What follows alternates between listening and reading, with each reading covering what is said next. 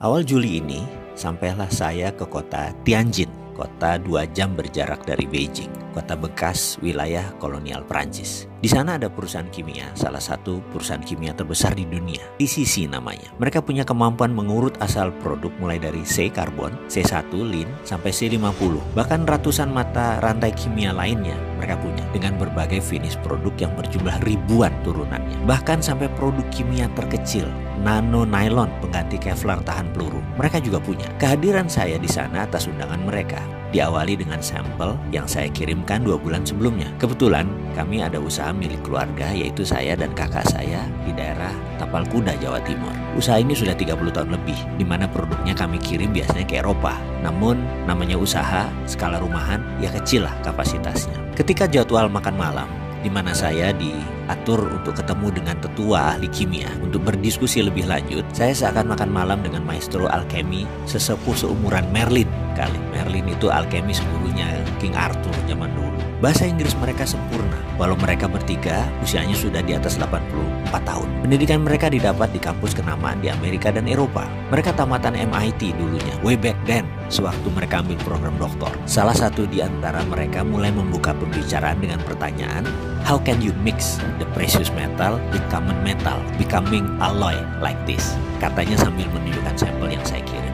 Ini alasan mereka kayaknya ingin ketemu saya dan ingin berdiskusi serius. Mereka melanjutkan, usually what common technique, what we are using, nggak bisa katanya mixing the same metal dengan precious. Yang ada adalah precious dengan precious. Jadi pertanyaan dia selanjutnya, how can you put Ne atau bagaimana kamu bisa menaruh nikel digabungkan dengan lithium atau Ni with Li together? Bisa nggak? Saya paham maksud mereka. Memang dunia metalurgi itu unik. Sedikit orang yang memahami sifat metal, bahkan bisa paham tabiat metal, hanya sedikit sekali. Berhubung ilmu ini adalah ilmu keluarga, saya bisa menerangkan sedikit-sedikit. Jadi mereka bertiga menangkap hal yang aneh dari sampel yang kami kirim. Tapi sebelum saya menjelaskan, saya ingin sudutkan informasi mereka agar tepat.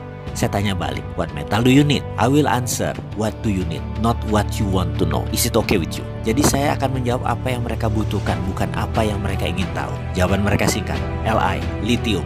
Itu jawabannya. Saya tanya balik, untuk apa mereka perlu lithium? Power bank katanya. Saya tanya balik, ini power bank untuk handphone, mobil? Dan dia jawab, enggak, no, is it for house, for drone and building.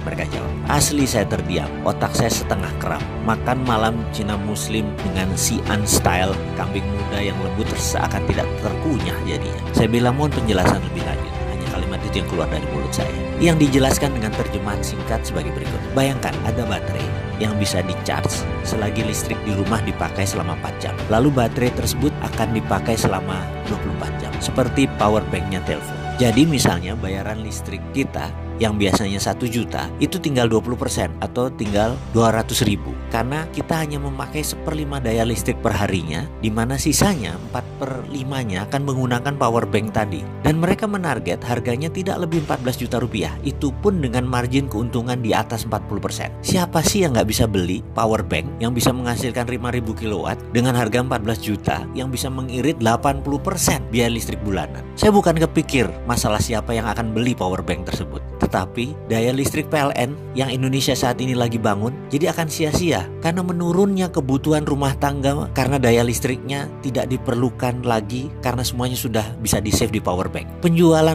listrik PLN akan terdistrap, pembangunan pembangkit listrik baru menjadi tidak urgent lagi, tidak penting lagi. Di ujung saya lagi melamun itu seorang alkemis yang cukup tua umurnya tadi, satu orang memiringkan badannya ke saya. Dan dia berkata, tahu nggak, nikel lateral itu di dunia yang paling banyak cadangannya itu ada di Indonesia. Saya mau tanya, pemerintah Indonesia tahu kan?